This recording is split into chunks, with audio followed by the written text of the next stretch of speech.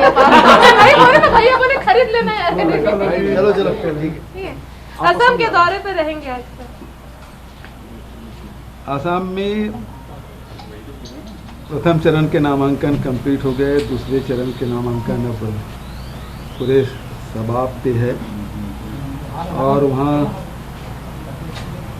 सभी राजनीतिक दल अपने अपने रणनीति के तहत चुनाव मैदान में उतर चुके हैं।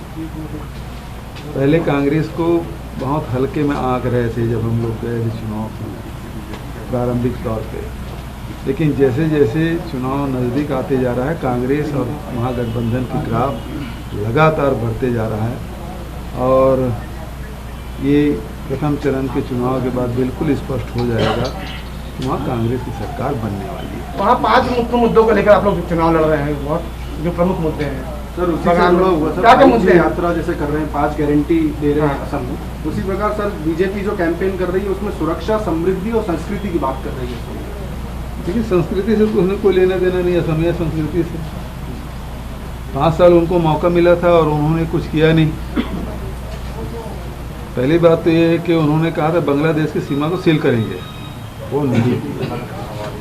दूसरा उन्होंने कहा था ब्रह्मपुत्र के दोनों किनारे एक्सप्रेस हाईवे बनाएंगे, उन्होंने नहीं किया। तीसरा जो टी वर्कर्स है उसके वेजेस बढ़ाने की बात उन्होंने कही थी, वो नहीं बढ़ा है।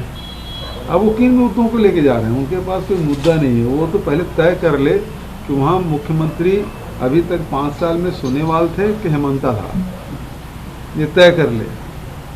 तो अभी तक के ये तय नहीं कर पाए और भारतीय जनता पार्टी उसके नेता कंफ्यूज्ड हैं और आसाम उनके हाथ से निकलने वाली है। ये दो बड़े प्रदेश की जिम्मेदारी आपको प्रचार की मिल रही है, स्टार प्रचारक हैं आप, असम के भी बंगाल के भी, क्या देखते हैं चुनौती में क्या है और इस तरीके की जिम्मेदारी मिलना ये माना जाए कि आपको राष्ट्रीय स्तर पर पार्टी उपयोग करना चाह रही है, इसलिए पार्टी के मुख्यमंत्री के रूप में ही मुझे भेजा जा रहा है। स्टार प्रचारक तो मुख्यमंत्री होते ही हैं, बिहार में भेजा गया था, झारखंड में भेजा गया था, महाराष्ट्र में भेजा गया था, तो जहाँ जहाँ चुनाव है वहाँ भेजे जा रहे हैं। तो अभी आसाम और पश्चिम बंगाल की जो लिस्ट जारी है उस दोनों में मेरे नाम है। सर जो प्रवासी छत्तीसगढ़ के जो वोट बैंक है 20 से 25 लाख करीब है, खासतौर पर डिब्रूगढ़ का जो लोकसभा क्षेत्र है जहाँ पे अभी बीजेपी के मंत्री भी हैं रामेश्वर पे, उन इलाकों में क्या प्रभाव है सर कांग्रेस का? भारतीय जनता पार्टी का नशा उतर गया है, जो उन्होंने सब बाग दिखाए थे वो सब समाप्त हो गया है। 15 साल जो कांग्रेस की सरकार रही है उस याद कर रहे हैं गोगोई जी की सरकार को, और कांग्रेस जो करती है वो करती है, क्योंकि जितने भी वहाँ टी वर्कर्स के लिए जितने कानून बने हैं वो कांग्रेस शासनकाल में बना है। इन्होंने कुछ भी नहीं किया, वेज बढ़ाने की बात कही थी, उन्होंने नहीं किया, बल्कि 5-5 कानून टी वर्कर्स के लिए बनाए हैं और अभी राहुल जी बोल के आए हैं कि 365 रुपया किया जाएगा।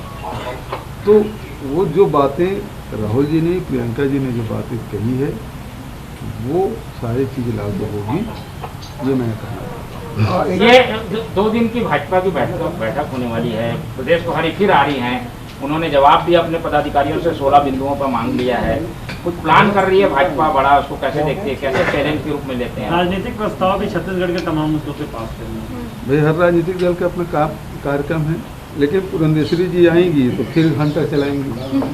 और अभी विधानसभा और रह के भी पूरा सत्र नहीं चलाए, तो नहीं चला पाए तो उसके पीछे भारतीय जनता पार्टी है, वो सदन में तो उपस्थित होती रही लेकिन चर्चा में भाग नहीं लेती।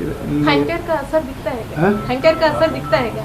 हंटर का असर दिखता है क्या? हंटर फिर से पड़ेगी, लेकिन मानने वाले लोग नहीं हैं, क्योंकि भयंकर गुटबाजी है उसके भीतर में। नेता प्रतिपक्ष मानते नहीं, उनके साथ केवल रमन सिंह जी भरे हैं, बचत उनके साथ कोई नहीं है। तो स्थिति इसलिए वो कई गुटों में बटा हुआ है। इंडिया टुडे ने कवर स्टोरी प्रकाशित की, इसमें जो राहुल गांधी जी के 5-6 करीबी विश्वस्त लोग हैं उसमें आपको भी शामिल किया, क्या वजह हो सकता है? मैंने वो लेख देखा नहीं है, लेकिन हम सब कांग्रेस के कार्यकर्ता जितने सब राहुल जी के विश्वस्त हैं। सर ये निगम मंडल वालों को इंतजार करना पड़ेगा सर थोड़ा दिन। सर स्टार कैंपेनर की लिस्ट में सर जो ग्रुप ऑफ 23 बता रहे थे उन लोग का किसी को शामिल नहीं किया? अब वो ग्रुप ऑफ 23 में कौन है मुझे नहीं पता, लेकिन अभी पृथ्वीराज चौहान पूरा स्क्रीनिंग कमेटी चेयरमैन थे, मुकुल वासनिक जी मेरे साथ ही हम लोग पर्यवेक्षक भी हैं और अभी स्टार कैंपेनर में उसका नाम है।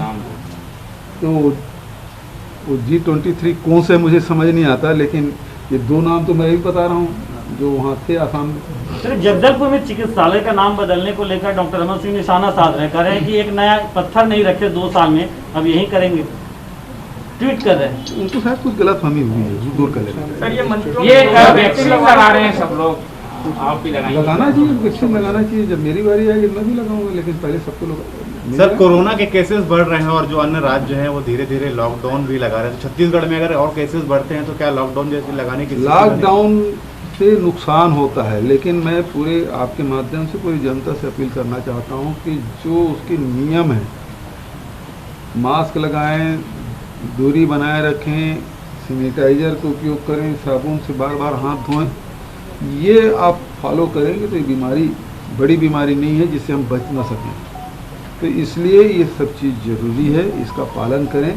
लॉकडाउन से गरीबों को नुकसान होता है, व्यापारियों को नुकसान होता है, आम जनता को परेशानी होती है। धान की तो लेकिन हम लोग कोशिश यही होना चाहिए कि हम उस नियम का पालन करें तो हम लॉकडाउन से बच। धान की नीलामी से करोड़ों का नुकसान प्रदेश को हो रहा है। हाँ, कुछ खबरों समाचार पत्रों में छपा 2500 रुपये में खरीदे हैं। मैं उसका खंडन करना चाहता हूँ। 2500 रुपये में नहीं खरीदे, हमने पिछले साल 1815 रुपये में खरीदा, इस साल 1868 रुपये में खरीदा है। राजीव गांधी किसान न्याय योजना में 10,000 रुपये प्रति एकड़ के हिसाब से हमने दिया है और चौथा किस्त इस मार्च के समाप्ति के पहले किसानों के खाते में चला जाएगा। भारत सरकार 60 लाख मीट्रिक टन की सहमति दिए, उसके बाद अनुमति केवल 24 लाख टन की दिए हैं। नया बारदाने में चावल जमा करने के लिए एफसीआई में वो बार बार जिद कर रहे हैं। जब पुराने बारदाना हम धान खरीदे हैं, नया बारदाना आपने सप्लाई नहीं किया है तो कहाँ से नया बारदाना आएगा? हम कहें आधा नया कर देते हैं, आधे पुराना कर देते हैं, लेकिन लगातार अड़ंगा लगाया जा रहा है। और ऐसी स्थिति में भारत सरकार की जो नीयत है, वहाँ जो बैठे हुए लोग हैं वो नहीं चाहते कि छत्तीसगढ़ में सब कुछ स्मूथ चले, किसानों के हित में फैसला करे सरकार, इसलिए बार बार अड़ंगा डालने की कोशिश कर रही है। हम धान सड़ा नहीं सकते, लेकिन उसका डिस्पोजल तो करना पड़ेगा। जब भारत सरकार जैसे 60 लाख मीट्रिक टन की सहमति दिए हैं, उसको अनुमति दे देते, हमको बेचने की ज़रूरत नहीं। हम इथेनॉल बनाना चाहते हैं, उसमें वो रोक लगाते हैं, इथेनॉल बनाने की परमिशन भी नहीं दे रहे हैं। वो दे देते तो हम वो प्लांट लगाते, आने वाले समय में धान से इथेनॉल बन जाता। तो ये भारत सरकार बिल्कुल नहीं चाहती कि किसानों का भला हो।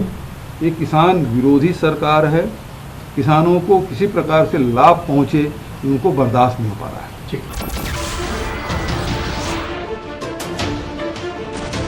नमस्कार, मैं हूं मानक गुप्ता। अगर आपको हमारा ये वीडियो पसंद आया हो तो इसे लाइक और शेयर जरूर करें, और हाँ, हमें सब्सक्राइब और फॉलो करना ना भूलें ताकि आप देश और दुनिया की कोई खबर मिस ना करें। तो जुड़े रहिए हमारे साथ और देखते रहिए न्यूज़ 24।